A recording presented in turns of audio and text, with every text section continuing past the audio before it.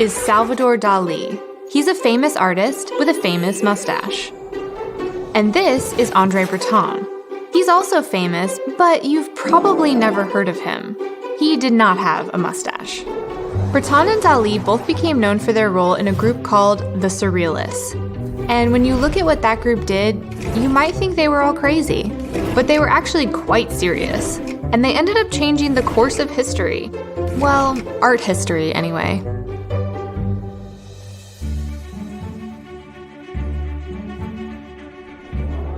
People use the word surreal, How surreal. to describe things that are crazy. Whoa. Or too strange to be real. Surreal. But surrealism was about more than just melting clocks.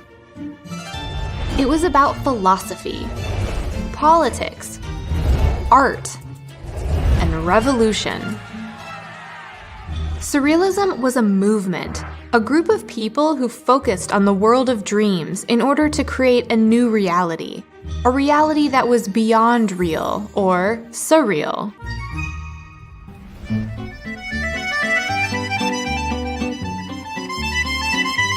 To understand surrealism, you have to understand Paris in the early 1900s. It was stuffy, proper, full of rational, well-mannered people buying mild, decorative art and living life on their best behavior.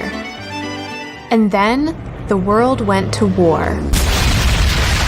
World War I changed everything. Andre Breton, who was a 19-year-old poet at the time, was sent to war as a medic, and that is a seriously traumatic way to grow up.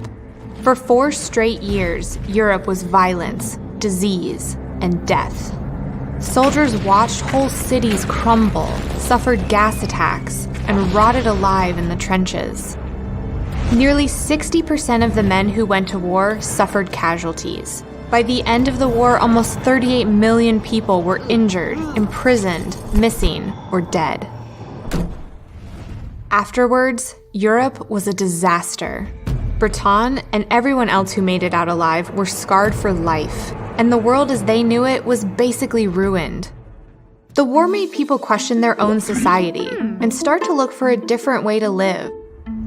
Breton and his friends figured that if the traditional, rational approach to life had ended in war, maybe it was time to try something new. They began rebelling against authority, the government, the church, the well-to-do members of society, and did everything they could to disrupt order. They joined an aggressive group called Dada that used art to make political statements, and they acted out against anyone telling them how to live their life. This was a totally different type of art. But Breton and his friends truly thought they could avoid another war by inspiring others to reject the reasonable, rational way of thinking that Europe was used to. They were looking for revolution. They didn't find it in Dada, but after months of experimental writing, Breton had a breakthrough. He had an inspiring dream about a man cut in half by a window.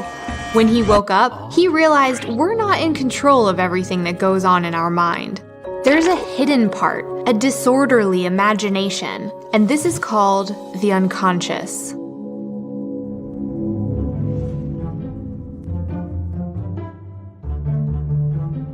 Sigmund Freud, the father of the unconscious, first identified this hidden or unconscious part of our brain. He said the conscious mind contains the thoughts we're aware of, but it only makes up a small part of what's going on in our head.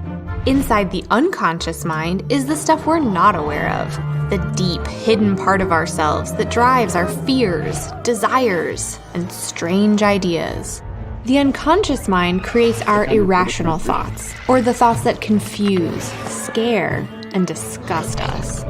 This was the revolutionary idea Breton had been looking for. He believed that when people ignore or suppress their irrational thoughts, they become imbalanced, and that leads to an imbalanced society, which then leads to horrible things like war. To create more balance, Breton wanted to access the unconscious mind and set the irrational thoughts free. He and a bunch of other radical writers got together to do just that. They called themselves Surrealists. As their leader, Breton wrote and published a book called The Manifesto of Surrealism, where he defined the word and officially established the group and their goals. The unconscious mind communicates through symbols in our dreams, so the Surrealists focused on the dream world. They rejected society's demand for everything to make sense, instead embracing the things that don't make sense. They said it's okay to be odd, it's okay to be scared, it's okay to shock or be shocked. It's cool. Surrealists did everything as a group and developed new techniques by just messing around together. They were really into automatism, a process where they basically just wrote or drew everything that came into their minds, no matter what it was. Literally whatever. After writers, painters joined the group, and Surrealist ideas started spreading throughout Europe, involving the public through Surrealist magazines, books, films, and art shows. Surrealists use a lot of the same artistic elements, and recognizing these is a good way to spot a Surrealist art piece. Look for the dreamlike effect that's often seen in Surrealist art and writing. Elements like dislocation, juxtaposition, and transformation. Surrealist artwork doesn't follow just one style or look. It's the thinking behind it that makes it surrealism. It doesn't need to be pretty, it doesn't have to make sense, and it can shock and disgust. So, back to Salvador Dali, you know, the mustache. Well, Dali was just a child in Spain during World War I, so he didn't share the traumatic experiences of the early Surrealists. But later, as an art student, Dali followed the Surrealists from afar. He was a fan of Freud and was forever looking for the next big thing to be part of, and the Surrealists were it. But by the time Dali came to Paris, Surrealism was in crisis. Breton's priorities were shifting, and he wanted the group to be more political. His vision was to use creativity and political action to change the world, but not everyone agreed with him, so he threw those people out. Then, Dali and his friend Luis Buñuel made a film called Un Chien Andalou, this one. It was shocking, violent, and full of the dreamlike sequences Surrealists were going nuts for. The Parisian public was scandalized by it, but they couldn't wait to see more. One of the main goals of Surrealism was to shock and surprise, and Dali had that covered. Breton and the Surrealists loved the film, and they latched on to Dali. He was a never-ending idea machine full of life and humor, and he brought enthusiasm and fun back to the group. Surrealism soon spread to all types of media, not just paintings.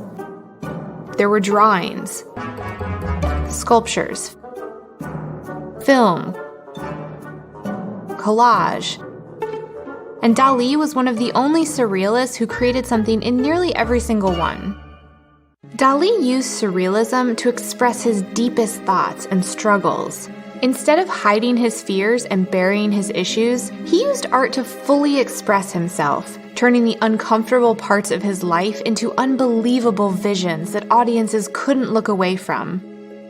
Dali had a good run with the Surrealists, but as another world war threatened Europe, everyone in the group went back to being serious and political again.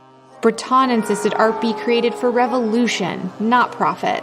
Dali wasn't really into all that. After just 10 years with the group, he moved on. America offered Dali an escape from war, plus endless opportunities for his talents. So that became his next big thing. Dali introduced Surrealism to the general public and made it fun. His work was everywhere, in fashion, magazines, film. America loved it, and him. They made Dali a celebrity, embracing his personality, humor, and paintings, and accepting Surrealist imagery as a lasting part of everyday culture.